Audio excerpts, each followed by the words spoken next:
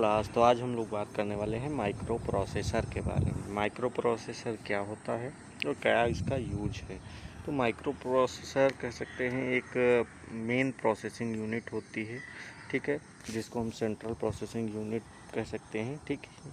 और ECG machine का इसको ब्रेन भी कहा जाता है, क्योंकि ये क्या करता है, पूरी मशीन को, जितने भी मशीन के फंक्शंस होते हैं सभी को ऑपरेट करने का, कैसे ऑपरेट होंगे, कैसे कंट्रोल करेंगे, इन चीज़ों के बारे में वहाँ पे इसका फंक्शन रहता है, ठीक है।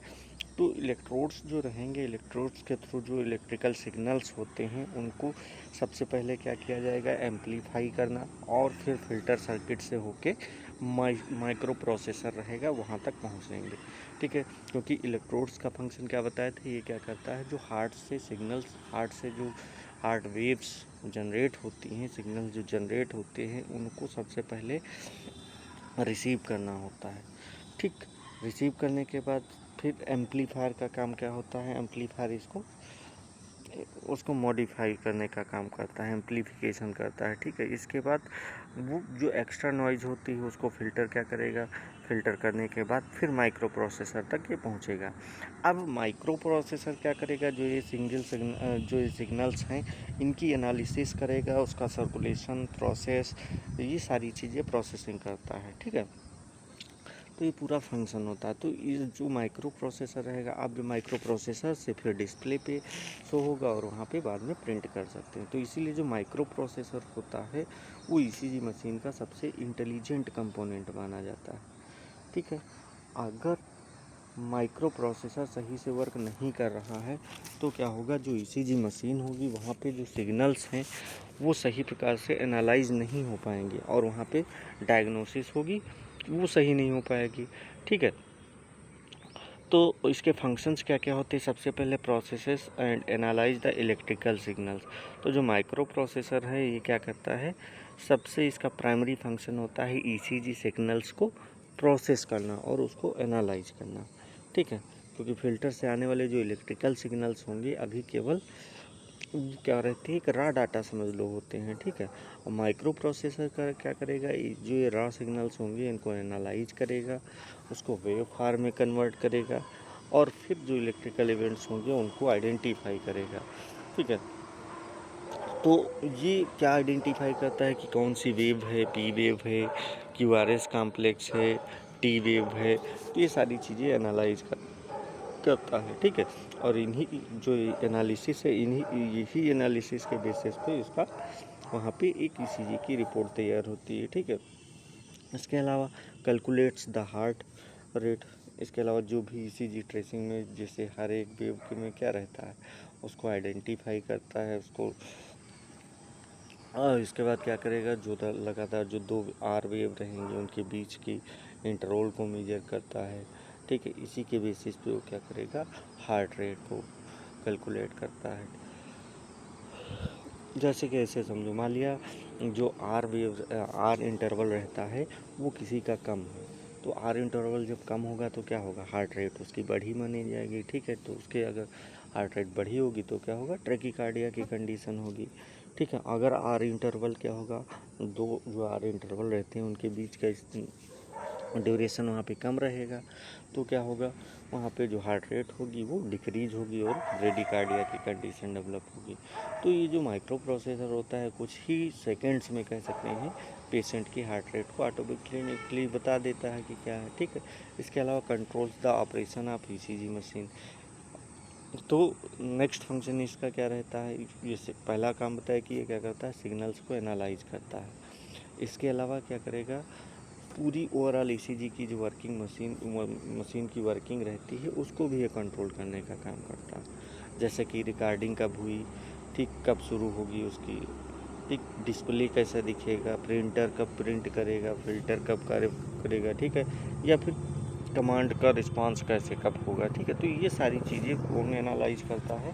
तो ये माइक्रो प्रोसेसर का काम होता है, ठीक है। नेक्स्ट है stores patient information and ECG data in digital machine. तो जो मॉडर्न डिजिटल मशीन्स हैं वहाँ पे माइक्रो प्रोसेसर केवल ईसीजी वेव्स को नहीं एनालाइज करता, बल्कि ये क्या करता है, जो पेशेंट की इन्फॉर्मेशन होगा उसको भी स्टोर करने का काम करता है, ठीक है। तो ये स्टोर जो रहेगा बहुत सारी चीज़ें जितनी भी ईसीजी की, जैसे मान लिया कोई ईसीजी है, कोई पेशेंट आया तो पेशेंट का नेम, एज, सेक्स, उसका हॉस्पिटल की आईडी, डेट, टाइम, ठीक है, सारी जी ईसीजी की रिपोर्ट, ठीक है। और इसके अलावा जो प्रीवियस ईसीजी का रिकॉर्ड होता है वो सारी चीज़ों की बात को क्या करता है, स्टोर करता है। इसके अलावा जो पहले स्टोर ईसीजी होती है उसका डाटा, और बाद में जो ईसीजी करेंटली में की गई है दोनों ईसीजी के बीच में कंपेयर किया जा सके जिससे, ठीक है। तो ये सारी चीज़ें किसकी रहती है, प्रोसेसर का वर्क रहता है। और इसके कुछ एडिशनल फंक्शंस होते हैं, जैसे कि मान लेते हैं जो माइक्रो एडवांस्ड ईसीजी मशीन है उसमें माइक्रो प्रोसेसर क्या करता है, ऑटोमेटिक ईसीजी इंटरप्रिटेशन करेगा, एरिथ्मीमिया डिटेक्शन के लिए रिस्पॉन्सिबल होता है, एसटी सेगमेंट हो गया, एक्सियल डायमेंशन हो गया, रिपोर्ट जनरेशन, ठीक है। तो ये सारी चीज़ें वहाँ पे करता है, ठीक है। तो ये पूरा माइक्रो प्रोसेसर का काम होता है, ठीक है। ठीक, तो स्टोर पेशेंट ठीक है। तो ये माइक्रो प्रोसेसर के फंक्शंस थे, ठीक है। पहला फंक्शन मैंने बताया क्या करता है, ये एक प्रोसेस करता है, कह सकते हैं जो ईसीजी के सिग्नल्स हैं उसको एनालाइज करने का काम करता है। इसके अलावा हार्ट रेट को कैलकुलेट करेगा, मशीन को ऑपरेट कैसे करना है, ओवरऑल मशीन के जितने भी फंक्शंस हैं उनको ऑपरेट करने का काम करता है। इसके अलावा पेशेंट के डाटा को रिकॉर्ड करना, उसको ईसीजी को जो भी सारे फंक्शन इसके रहते हैं, ठीक है। तो मेन फंक्शन इसके यही रहते हैं। अब नेक्स्ट हम लोग बात करते हैं डिस्प्ले मॉनिटर के बारे में, ठीक है। डिस्प्ले मॉनिटर, अब जब ईसीजी की प्रोसेसिंग हो जाएगी तो डिस्प्ले मॉनिटर में यहाँ पे क्या करेंगे, जो ईसीजी की मशीन की स्क्रीन होती है जहाँ पे, ठीक है, वहाँ पे ईसीजी वेव फॉर्म में वहाँ पे रिकॉर्डिंग शो होती है, ठीक है। और जब हो रही होती है तो वहाँ पे लाइव में आप रियल टाइम वहाँ पे देख सकते हैं, ठीक है। तो ये कह सकते हैं मशीन का कौन सा विजुअल आउटपुट कंपोनेंट होता है, ठीक है। जैसे कि कंप्यूटर में क्या रहेगा, मॉनिटर इंफॉर्मेशन शो करता है, वैसे ही यहाँ पे ईसीजी मशीन में भी डिस्प्ले मॉनिटर रहता है, जिसमें क्या होगा, हार्ट की इलेक्ट्रिकल एक्टिविटी को वेव फॉर्म में हम वहाँ पे देख सकते हैं, ठीक है। इसके क्योंकि जब हम इलेक्ट्रोड्स क्या करेंगे, हार्ट के ऊपर अप्लाई करेंगे, वहाँ पे लगाएंगे, तो वो क्या करेंगे, इलेक्ट्रिकल सिग्नल्स को डिटेक्ट करेंगे और फिर एम्पलीफाई करेगा, फिल्टर उसको जो एक्स्ट्रा नॉइज होती है उसको रिड्यूस करेगा, फिर माइक्रो प्रोसेसर उसको प्रोसेसिंग करने के बाद वो क्या करेगा, फाइनल आउटपुट देगा, जो कि वहाँ पे डिस्प्ले पे शो होता है, जो मॉनिटर होगा वहाँ पे अपीयर होगा। तो जो डॉक्टर्स होते हैं या जो एग्जामिनर्स होते हैं वो क्या करते हैं, ईसीजी की रिकॉर्डिंग को वहाँ पे लाइव स्क्रीन पे भी देख सकते हैं, या फिर प्रिंट होने के बाद भी वो क्या कर सकते हैं, देख सकते हैं, ठीक है। तो डिस्प्ले पे क्या कर सकते हैं, डायरेक्टली वहाँ पे लाइव देख सकते हैं। अगर वहाँ पे कोई प्रॉब्लम्स हुई, जैसे मान लिया इलेक्ट्रोड सही नहीं लगे हैं या फिर कोई नॉइज आर्टिफैक्ट होगा, तो वहाँ पे डिस्प्ले पे तुरंत पता चल जाता है, ठीक है। नेक्स्ट है फंक्शन इसके क्या क्या होते हैं। सबसे पहले display the ECG tracing in real time. तो डिस्प्ले मॉनिटर का सबसे इम्पॉर्टेंट फंक्शन क्या रहेगा, जो ईसीजी ट्रेसिंग होगी उसको हम रियल टाइम देख सकते हैं। रियल टाइम का मतलब क्या होगा, हार्ट की हर एक बीट को हम स्क्रीन पे देख सकते हैं, ठीक है, जिस समय वो हो रहा होता है, ठीक है। क्योंकि हार्ट उस समय अगर डिपोलराइज हो रहा है तो वहाँ पे या फिर रिपोलराइज हो रहा तो हम वहाँ पे जो पी वेव, क्यूआरएस कॉम्प्लेक्स या टी वेव बनती हैं उनको हम तुरंत मॉनिटर पे देख सकते हैं, ठीक है। अगर मान लिया जैसे बहुत इमरजेंसी पेशेंट्स रहते हैं, उसमें डॉक्टर क्या करता है, वहाँ पे रिदम्स को ही डायरेक्टली वहाँ पे देख करके, रियल टाइम देख करके वहाँ पे डिसाइड कर सकता है कि वहाँ पे है कार्डियक अरेस्ट की कंडीशन हुई है, या फिर कह सकते हैं वेंट्रिकुलर ट्रैकीकार्डिया है, ब्रेडीकार्डिया है, ठीक है, वेंट्रिकुलर फिब्रिलेशन की कंडीशन। तो ये सारी जो भी डिजीज होती हैं उसको वहाँ पे रियल टाइम देख के एनालाइज कर सकता है, ठीक है। सेकेंड फंक्शन है show heart rate and machine setting.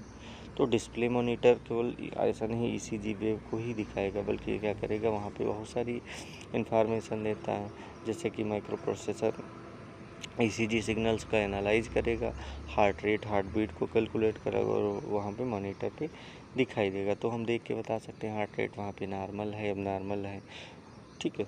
तो ये सारी चीज़ें वहाँ देख सकते हैं।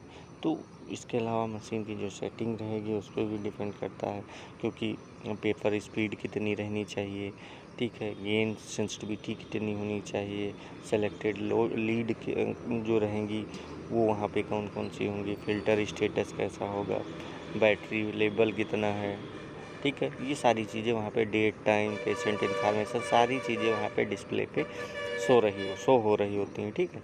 तो पेपर स्पीड की बात की जाए तो कितनी रहेगी, अप्रॉक्स वही 25 मिलीमीटर पर सेकेंड रहती है, ठीक है। या कभी कभी क्या करते हैं उसको हम 50 मिलीमीटर पर सेकेंड से भी कर सकते हैं, ठीक है। वो क्या करता है ईसीजी की वहाँ पे जो कर रहा होता है उस पर डिपेंड करता है, या फिर डॉक्टर्स कैसी ईसीजी को चाह रहे हैं उसके अनुसार वहाँ पे किया जा सकता है। गेन सेंसिटिविटी की बात की जाए तो 10 mm पर मिली वोल्ट होती है, ठीक है। तो ये सारी चीज़ें वहाँ पे इंफॉर्मेशन रिकॉर्ड किया जा सकता है, वहाँ पे देखा जा सकता है।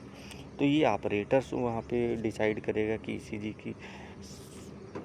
ईसीजी जो है वो सही रिकॉर्ड हो रही है या नहीं हो रही है, ठीक है। तो उसकी सेटिंग पे वही करता है, ठीक है। इसके अलावा allows the operator to observe the recording immediately. तो डिस्प्ले मॉनिटर ऑपरेटर क्या करेगा वहाँ पे, जो डॉक्टर्स नर्स या टेक्नीशियन को वहाँ पे रिकॉर्डिंग होगा टाइम पे ही ईसीजी देखने के लिए रिस्पॉन्सिबल होता है, ठीक है। अगर रिकॉर्डिंग के दौरान कोई प्रॉब्लम्स वहाँ पे होती है तो तुरंत ही हम वहाँ पे उसको आइडेंटिफाई कर सकते हैं। जैसे कि मान लिया कहीं लूज इलेक्ट्रोड की कंडीशन है, कहीं पे इलेक्ट्रोड सही नहीं लगा हुआ है तो उसको वहाँ दे सकते हैं, पेशेंट के मूवमेंट को देख सकते हैं, ठीक है। इलेक्ट्रिकल इंटरफेरेंस हो गई, बेस लाइन वेंडरिंग हो गई, मसल ट्रिमर हो गई, तो ये सारी चीज़ें वहाँ पे ऑपरेटर जो होता है उसी समय उसको देख सकता है और जो प्रॉब्लम्स होगी उसको ठीक करके दोबारा ईसीजी रिकॉर्ड कर सकता है, ठीक है। तो अगर वहाँ पे ईसीजी रिपोर्ट बनाने की प्रॉब्लम कम होती है तो क्या करेंगे, वहाँ पे सही से रिकॉर्ड कर सकते हैं, ठीक है। अब कुछ एडिशनल फीचर्स रहते हैं मॉडर्न डिस्प्ले मॉनिटर के, जिससे जो मॉडर्न डिजिटल ईसीजी मशीन होगी उसमें डिस्प्ले मॉनिटर पे बहुत सारी कह सकते हैं सुविधाएं वहाँ पे रहती हैं, ठीक है। जैसे कि वहाँ पे जूम कर सकते हैं ईसीजी वेव को, ठीक है, फ्रीज कर सकते हैं, उसका रिव्यू देख सकते हैं, ठीक है। अब पहले ईसीजी कैसी थी उससे कंपेयर कर सकते हैं, ठीक है। तो ये बहुत सारी चीज़ें रहती हैं, जिसको वहाँ पे कलर एलसीडी रहती है, तो ये सारी चीज़ें वहाँ पे और अच्छे से ईसीजी को हम क्या कर सकते हैं, एनालाइज कर सकते हैं।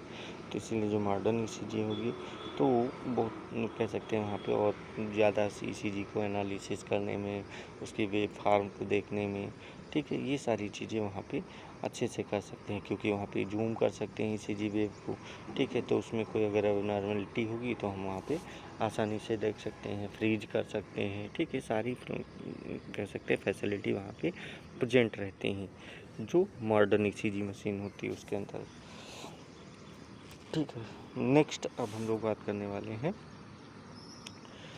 थर्मल प्रिंटर के बारे में, ठीक है। डिस्प्ले मॉनिटर हो गया, अब हम बात करेंगे थर्मल प्रिंटर के बारे में। अब थर्मल प्रिंटर क्या करता है, या फिर प्रिंटर कह लो या फिर रिकॉर्डर कह लो उसको। तो थर्मल प्रिंटर क्या करेगा, जो ईसीजी की वहाँ पे आउटपुट रहेगा प्रिंट करेंगे, या फिर जो रिकॉर्डिंग कंपोनेंट्स होगा, ठीक है, उसको हम यहाँ पे प्रिंट करते हैं, ठीक है। तो वो जो होता है वो क्या होंगे, प्रोसेस्ड ईसीजी सिग्नल्स होते हैं, ठीक है। तो उसको एक ग्राफिकल ट्रेसिंग के रूप में हम वहाँ पे देने के लिए या फिर ईसीजी ग्राफ पे उसको प्रिंट करते हैं, ठीक है। नॉर्मली क्या रहता है, जो इंक या फिर जो टोनर का यूज इसमें नहीं होता है, इसमें क्या रहेगा, जो हीट सेंसिटिव थर्मल पेपर रहता है उसका यूज किया जाता है, ठीक है। तो जो प्रिंटर रहेगा, प्रिंटर का जो थर्मल प्रिंट होगा वो हेड पेपर के जो अलग अलग पॉइंट्स होते हैं वहाँ पे हीट देगा, जिससे वहाँ पे जो डार्क मार्क्स बनेंगे और ईसीजी वहाँ पे वेव फॉर्म में तैयार हो जाएगी, ठीक है। तो मैंने इसमें बताया, अब ईसीजी पेपर जो रहेगा उस पर छोटे छोटे वहाँ पे स्क्वायर टाइम और वोल्टेज वहाँ पे मेजर करने में हेल्प करते हैं, क्योंकि वो जो ग्राफ पेपर रहता है वो सारी चीज़ें वहाँ पे रहती हैं, ठीक है। तो मैंने बताया कि जो हार्ट की इलेक्ट्रिकल एक्टिविटी होगी वो सबसे पहले इलेक्ट्रोड रिसीव करेगा, फिर लीड वायर के थ्रू वहाँ पे एम्पलीफायर में जाएगा, एम्पलीफायर में वहाँ पे जो साउंड्स होगी उसको एम्पलीफाई कर देंगे, कह सकते हैं जो वेव्स होंगी उनको एम्पलीफाई कर देंगे, फिर फ़िल्टर में जाएगा। फ़िल्टर क्या करेगा, एक्स्ट्रा नॉइज़ को वहाँ पे रिमूव करेगा और जो माइक्रो प्रोसेसर होगा कंप्लीट उसकी एनालिसिस करके फिर थर्मल प्रिंटर पे प्रिंट कर देगा। या फिर कह सकते हैं थर्मल प्रिंटर का काम क्या होगा, जो ईसीजी ट्रेसिंग होगी उसको ग्राफ पे प्रिंट करना रहता है। ठीक है, अब हम इसके फंक्शंस की बात करते हैं। सबसे पहले prints a permanent ECG record. तो थर्मल प्रिंटर क्या करेगा, ईसीजी की कह सकते हैं एक परमानेंट हार्ड कॉपी तैयार करता है। ठीक है, तो ये क्या करेगा, जो प्रिंटेड ईसीजी होगा पेशेंट से, वहाँ पे मेडिकल रिकॉर्ड के लिए वहाँ पे उसकी जो पेशेंट की फाइल होगी उसमें वहाँ पे फ्यूचर में दोबारा देखने के लिए हम रख सकते हैं। ठीक है, तो अगर इसके जो प्रिंटेड ईसीजी का होगा उसका बहुत जगह यूज होता है। ठीक है, फॉलोअप के लिए यूज ले सकता है, इमरजेंसी रिकॉर्ड के लिए रख सकते हैं, वहाँ पे प्रीवियस ईसीजी से कंपेयर कर सकते हैं। ठीक है, करेंटली डायग्नोस तो करते ही हैं। ठीक है, तो ये इसके फंक्शंस रहते हैं। सेकंड फंक्शन क्या रहता है, produces clear and accurate wave form.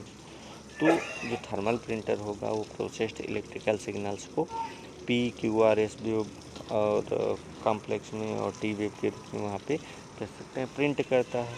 तो ईसीजी पेपर की जो स्टैंडर्ड पेपर होगा उसकी स्पीड और वोल्टेज कैलिब्रेशन, इन सब के कारण वहाँ पे जो वेव फॉर्म होगा उसके एम्पलीट्यूड और ड्यूरेशन की एक्यूरेटली मेजर किया जा सकता है।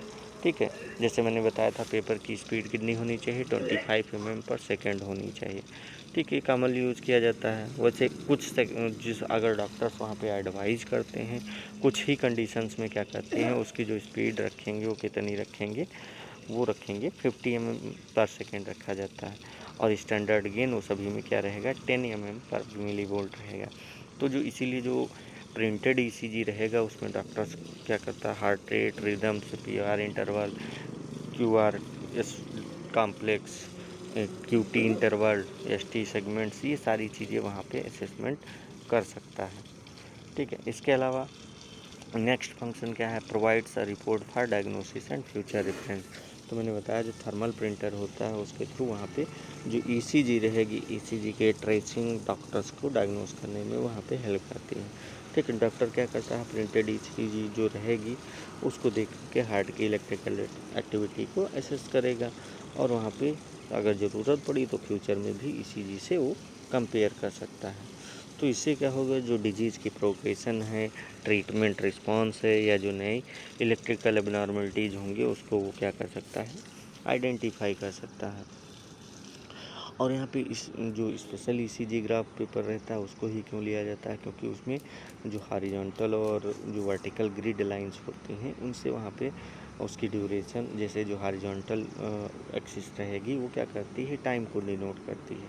ठीक है, जो ईसीजी वेव फॉर्म्स बनेंगी वो ड्यूरेशन इंटरवल को वहाँ पे मेजर करने के लिए सुनो। और जो वर्टिकल लाइंस होती हैं, वर्टिकल एक्सिस रहती है, क्या करती है, वोल्टेज को इंडिकेट करती है। ठीक है, कि जो इलेक्ट्रिकल पोटेंशियल है उसकी एम्पलीट्यूड कितनी है, तो उसको मेजर करने के लिए इसका यूज़ किया जाता है। ठीक है, तो वहाँ पे इससे हम आइडेंटिफाई कर सकते हैं। ठीक है, उसको मेजर कर सकते हैं। ठीक है, तो ये फंक्शंस थे किसके, थर्मल प्रिंटर्स के। ठीक है, नेक्स्ट अब हम लोग बात करते हैं ईसीजी ग्राफ पेपर के बारे में। ईसीजी ग्राफ पेपर क्या होता है, तो सबसे पहले जो ईसीजी ग्राफ पेपर होगा ये क्या रहेगा, एक special designing heart sensitive graph paper इसको मानते हैं। ठीक है, क्योंकि इसका यूज केवल किस में किया जाता है, ईसीजी मशीन के थ्रू यूज किया जाएगा हार्ट की इलेक्ट्रिकल एक्टिविटी को ग्राफ पेपर, जो ग्राफिकल फॉर्म रहेगा उसमें रिकॉर्ड करने के लिए। ठीक है, जो नॉर्मल पेपर रहेगा उससे ये थोड़ा अलग होता है, क्योंकि इसमें पहले हॉरिजॉन्टल फिर वर्टिकल जो ग्रिड लाइंस होती हैं वो बनी रहती हैं। ठीक है, और जो ये ग्रिड लाइंस होंगी ये क्या करेंगी, ईसीजी की टाइम ड्यूरेशन, टाइम क्या है, ड्यूरेशन और वोल्टेज एम्पलीट्यूड, इन सबको मेजर करने के लिए रिस्पॉन्सिबल होती हैं। तो मैंने जैसे बताया था कि टाइम और ड्यूरेशन के लिए हॉरिजॉन्टल लाइंस होती हैं, हॉरिजॉन्टल एक्सिस होगी, और वोल्टेज और एम्पलीट्यूड के लिए वर्टिकल एक्सिस होती है। तो इससे वहाँ पे जो इलेक्ट्रिकल एक्टिविटी होती है हार्ट की उसको मेजर किया जाता है। अब इसके क्या क्या करेक्टरिस्टिक्स होते हैं, क्या क्या फंक्शंस होते हैं, करेक्टरिस्टिक्स के बारे में बात करें तो स्टैंडर्ड पेपर स्पीड कितनी होगी, 25 mm/सेकेंड रहती है। ठीक है, और क्योंकि जो एक स्मॉल स्क्वायर रहेगा वो कितना रहेगा 1 mm का रहता है, ठीक है। तो एक स्मॉल स्क्वायर मतलब 0.04 सेकंड का ड्यूरेशन हो, ठीक है। तो इससे ये सारी चीज़ें वहाँ पे कैलकुलेट कर सकते हैं, ठीक है। तो जैसे 25 mm का मैंने बताया तो 1 सेकंड के लिए होगा, तो 1 mm मतलब 1/25, तो अप्रॉक्स वही कितना आ जाएगा 0.04 सेकंड के लिए वहाँ पे मेजर कर सकता है ड्यूरेशन। और लार्ज स्क्वायर किसके लिए बताया, वो लार्ज स्क्वायर जो रहता है, एक लार्ज स्क्वायर में कितने रहते हैं 5 स्मॉल स्क्वायर रहते हैं, तो उससे कैलकुलेट कर सकते हैं। तो 5 × 0.04 करेंगे तो अप्रॉक्स 0.20 सेकेंड्स होगा, ठीक है। तो ये सारी चीज़ें इससे हम रिकॉर्ड कर सकते हैं, ठीक है, कि एक स्मॉल स्क्वायर कितना होता है 0.04 सेकेंड टाइमिंग रहती है, और वो एक लार्ज स्क्वायर कितना रहेगा 0.02 सेकेंड रहेगा। अगर 1 सेकेंड की बात करें, 1 सेकेंड में कितने लार्ज स्क्वायर रहेंगे तो 5 लार्ज स्क्वायर रहेंगे। तो जो डॉक्टर्स रहते हैं, डॉक्टर्स जो होगा वो ईसीजी की टाइमिंग, इंटरवल, वेव ड्यूरेशन, ये सभी को वहाँ पे इसी से मेजर कर सकता है, ठीक है। तो जो है वो पीआर इंटरवल हो, क्यूआरएस ड्यूरेशन हो, या क्यूटी इंटरवल हो, या फिर आरआर इंटरवल हो, वो सभी को वहाँ पे मेजर कर सकता है, ठीक है। सेकंड है स्टैंडर्ड कैलिब्रेशन, कितना रहता है 10 मिलीमीटर या फिर 1.10 मिलीमीटर का हो, चाहे 1 मिली वोल्ट हो। तो स्टैंडर्ड वोल्टेज कैलिब्रेशन नॉर्मली जितना बताया 1 मिली वोल्ट कह सकते हैं, या फिर 10 mm भी, ठीक। तो इससे क्या होगा, वहाँ पे जो हार्ट रहेगा, हार्ट, तो इसका मतलब यही रहता है कि जो हार्ट होगा, हार्ट का 1 milli volt electrical potential ECG paper पर वहाँ पे 10 मिलीमीटर वर्टिकल डिफ्लेक्शन पे इक्वल वहाँ पे दिखाई देगा, ठीक है। तो 1 मिली वोल्ट मैंने बताया 10 mm के लिए होगा, तो 1 mm के लिए 0.1 मिली वोल्ट होगा, ठीक है। तो इससे वहाँ पे फिर 5 mm के लिए 0.5 मिली वोल्ट। तो इससे क्या होगा, जो ईसीजी वेव होगी उसकी एम्पलीट्यूड, वोल्टेज एक्यूरेटली वहाँ पे हम मेजर कर सकते हैं, ठीक है। तो इसी से जो वर्टिकल लाइंस होती हैं वो इसी के लिए रिस्पॉन्सिबल होती है। जैसे कि मान लिया वेव बन रही है, उसकी हाइट 5 mm है, तो 5 mm को क्या करेंगे 10 mm वोल्ट से वहाँ पे मिली वोल्ट से, या 10 mm से कह सकते हैं, या 10 मिली वोल्ट से उसको हम डिवाइड कर देंगे, तो वहाँ पे कितना आ जाएगा 0.5 आएगा, ठीक है। तो मतलब इसका मतलब ये हुआ कि जो उसका एम्पलीट्यूड है वो कितना है 0.5 मिली वोल्ट है। तो ये सारी चीज़ें वहाँ पे हम मेजर कर सकते हैं, ठीक है। इसके अलावा इसका फंक्शन क्या होता है, रिकॉर्ड्स ईसीजी वेव एक्यूरेटली। तो जो ईसीजी ग्राफ पेपर रहता है वो हार्ट की इलेक्ट्रिकल एक्टिविटी को एक्यूरेट वहाँ पे रिकॉर्ड करने में हेल्प करता है, चाहे वो कोई भी वेव हो, चाहे पी वेव हो, क्यूआरएस कॉम्प्लेक्स, या फिर टी वेव हो। तो जो स्टैंडर्ड पेपर होगा वो स्पीड और कैलिब्रेशन के कारण वहाँ पे जो वेव फार्म होगी, वेव फार्म की टाइम और वोल्टेज इंफॉर्मेशन को प्रिजर्व करेगा, ठीक है। तो इसीलिए जो ट्रेसिंग रहेगा, ट्रेसिंग को देख करके वहाँ पे डॉक्टर्स रहेगा हार्ट के इलेक्ट्रिकल एक्टिविटी को एसेस कर सकता है। नेक्स्ट इसका फंक्शन की बात करें तो helps measure the duration and amplitude of ECG wave. तो मैंने बताया ये क्या करेगा, ईसीजी ग्राफ पेपर सबसे अगर देखा जाए इम्पॉर्टेंट एडवांटेज यही रहता है कि जो ग्रिड होंगी, ग्रिड की हेल्प से वहाँ पे जिस पे ग्रिड रहती हैं उसकी हेल्प से वहाँ पे टाइम और वोल्टेज दोनों को हम मेजर कर सकते हैं। तो मैंने बताया जैसे ड्यूरेशन को मेजर करने के लिए हॉरिजॉन्टल डायरेक्शन वहाँ पे देंगे जो कि टाइम को डिनोट करेगा, ठीक है। तो एक लार्ज स्क्वायर मैंने कितना बताया 0.20 सेकंड का। तो क्यूआरएस कॉम्प्लेक्स की बात करें, अगर मान लिया क्यूआरएस कॉम्प्लेक्स 2 स्मॉल स्क्वायर का है तो वहाँ पे कितना ड्यूरेशन उसका रहेगा 0.08 सेकंड का रहेगा क्यूआरएस ड्यूरेशन का, ठीक है। इसी तरह एम्पलीट्यूड को मेजर करेंगे, मान लिया वर्टिकल जो डायरेक्शन रहेगी वो क्या डिनोट बताए थे, वोल्टेज को डिनोट करती है। तो मान लिया आर वेव की बात करें, मान लिया आर वेव की हाइट कितनी है 15 mm है, तो क्या होगा 15 को हम 10 से डिवाइड कर देंगे तो कितना आएगा 1.5 मिली वोल्ट आएगा। तो जो आर वेव का एम्पलीट्यूड होगा वो कितना रहेगा 1.5 मिली वोल्ट रहेगा। तो इन चीज़ों को हम क्या कर सकते हैं, मेजर कर सकते हैं, ठीक है। तो अगर उसको मान लिया ईसीजी को देखना है, उसको पढ़ना है, तो उसको क्या करेंगे, वहाँ पे जो स्क्वायर्स रहते हैं उनको देख करके हम वहाँ पे डिसाइड करते हैं, ठीक है, कि जो वेव्स बनी हैं वो वहाँ पे एबनॉर्मल तो नहीं है, डायग्राम सही है या नहीं सही है, ठीक है। तो तो क्या करेंगे, अगर वहाँ पे टाइम को देखना रहेगा, ड्यूरेशन को देखना रहेगा, तो हम क्या करेंगे, हॉरिजॉन्टल वहाँ पे स्क्वायर को देखेंगे, हॉरिजॉन्टल लाइन को देखेंगे, स्क्वायर्स को देखेंगे, ठीक है। और वर्टिकल वोल्टेज को देखें, वर्टिकल क्या होता है, वोल्टेज को देखता है, तो वोल्टेज को मेजर करने के लिए हम क्या देखेंगे, वहाँ पे जो वर्टिकल ड्यूरेशन होती है, ठीक है, उसको हम देखेंगे। तो ये सारी चीज़ें हम उसी से मेजर कर सकते हैं, ठीक है।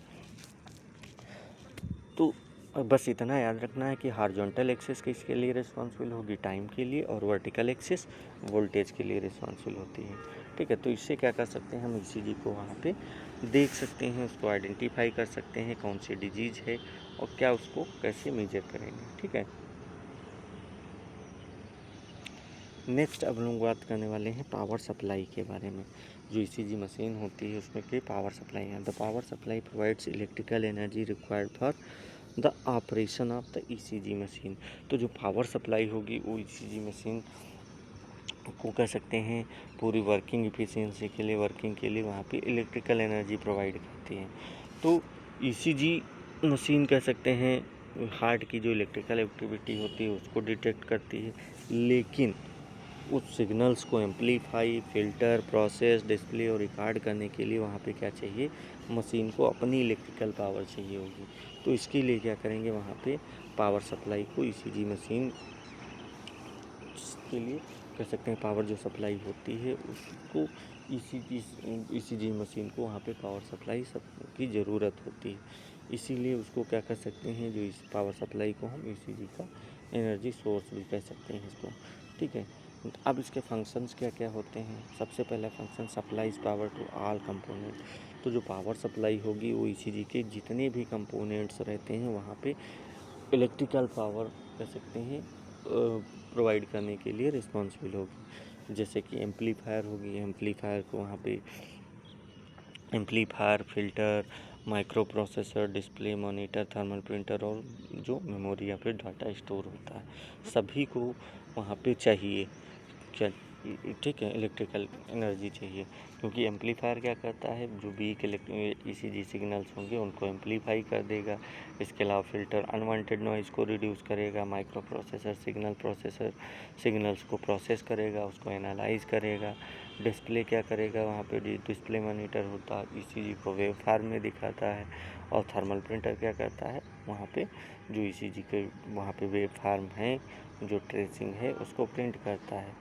और इसके अलावा मेमोरी और डाटा स्टोरेज, उसको स्टोरेज करने के लिए, वो भी जो डिजिटल मशीन होती है इसमें स्टोर करने के लिए रिस्पॉन्सिबल होगा, ठीक है।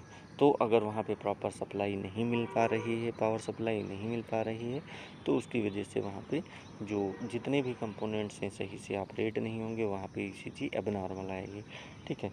इसके अलावा सेकेंड फंक्शन क्या होता है, ऑपरेट्स थ्रू इलेक्ट्रिकल और रिचार्जेबल बैटरी। हाँ, तो जो ईसीजी मशीन रहेगी वो मोस्टली दो टाइप से वहाँ पे पावर सोर्स को यूज़ करती है।